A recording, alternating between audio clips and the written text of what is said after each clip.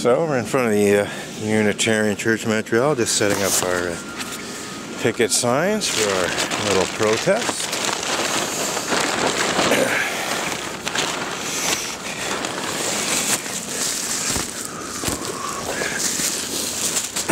And we've had about, let's see, 3 or 4 people have gone in as I've been setting up the freestanding picket signs.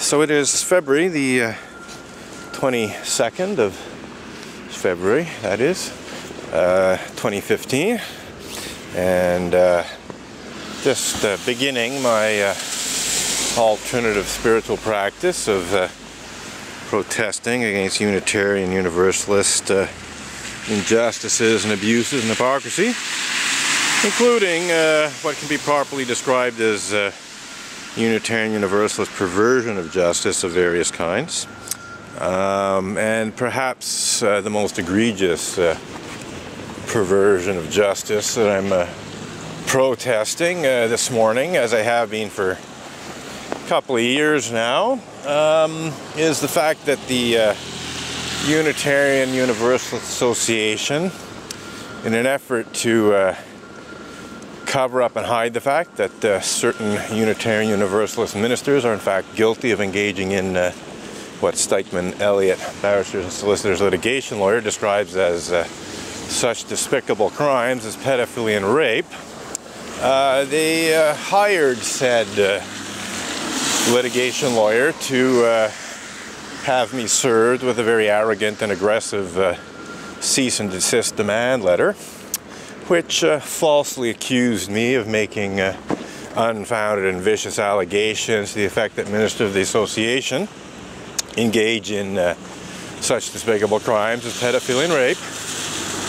And they claimed that my allegedly unfounded and vicious allegations about Unitarian Universalist pedophiles and or rapists were defamatory, and in fact they were so defamatory that they constituted the criminal act of blasphemous libel against the Unitarian Universalist religious community. Unfortunately for the Unitarian Universalist Association and its rather hapless Stikeman Elliott barristers and solicitors litigation lawyer, the claim that my allegations about certain Unitarian Universalists are unfounded is simply not true. The blog posts in which I blogged about Unitarian Universalists, pedophiles and or rapists, were based on newspaper reports about Unitarian Universalists who had actually been convicted of engaging in such despicable crimes as pedophilia and or rape. By no means unfounded, and therefore not even remotely libelous, and certainly not amounting to the criminal act of blasphemous libel, which in fact is basically attacking the most deeply held traditions, beliefs of a religious community, essentially blaspheming against a religious community. So how UUA leadership and Stikeman Elliott barristers and solicitors litigation lawyers got it into their heads that public criticism of Unitarian Universalist sex offenders amounted to blaspheming against the Unitarian Universalist religious community is beyond me. And I think it's safe to say that it would be beyond any Quebec Crown prosecutor or any Quebec court judge as well, which I think explains why I have yet to be charged with the criminal act of blasphemous libel more than 2 years after having been accused of it. So here we are, we're protesting against the fact that the Unitarian Universalist Association is falsely accusing me of the criminal act of blasphemous libel. In my right hand, I have a picket sign that says Unitarian Universalists misuse Canada's blasphemy law to, I have ellipsis in the left hand, cover up and deny pedophilia and rape. Very accurate statement supported by evidence as far as I'm concerned. So these picket signs are actually comparatively recent.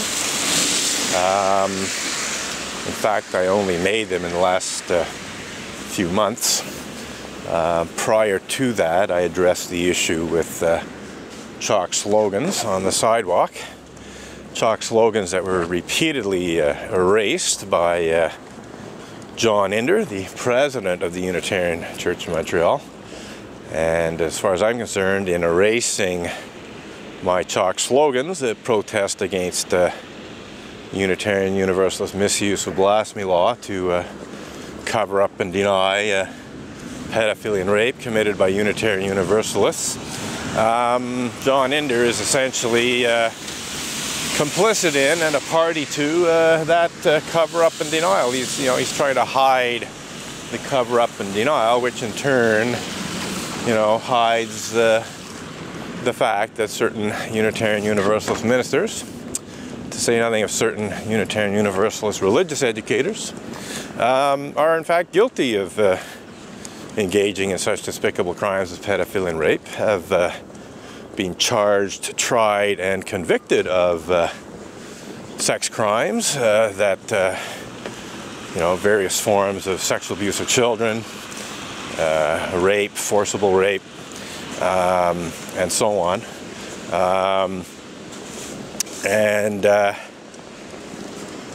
That is that. There's really no question that certain Unitarian Universalists, some of whom I have named, are definitely guilty of these things. And I think it's safe to say that for everyone that's been charged, tried, and convicted of such despicable crimes as pedophilia and rape, there's a certain number of others that were never charged, or were charged but never tried, or were charged and tried but perhaps not convicted because there wasn't enough evidence. The point being is that, I spoke of cases where Unitarian Universalists had actually been convicted, sent to jail for committing either pedophilia and or rape, and absolutely nothing unfounded about what I said. But for every one of those, there are others that got away with it. So it's just ludicrous for the Unitarian Universalist Association to try to hide information about Unitarian Universalist clergy sexual misconduct by misusing Canada's blasphemy law in Bill Cosby-style legal bullying, as it were. I was saying Lance Armstrong-style legal bullying until Bill Cosby's legal bullying came to light recently. And since Bill Cosby is allegedly guilty of rape, I would say that the legal bullying that Stikeman Elliott and the UUA have engaged in is very, very close to the kind of legal bullying that Bill Cosby engaged in to try and protect his reputation. The difference being is that the Unitarian Universalists I blogged about were actually convicted of rape, whereas to date Bill Cosby hasn't actually been convicted, and thus, at least technically, is innocent from a legal standpoint. The same cannot be said for Reverend Mac W. Mitchell, First Parish Norwell parishioner Richard Buell, Unitarian Universalist religious educator Stephen Craig Bullite, to name 3 Unitarian Universalists who were convicted of such despicable crimes of pedophilia and or rape. So there's 3 right there. There are others. And some of them can't be named in that they're just not easily identifiable.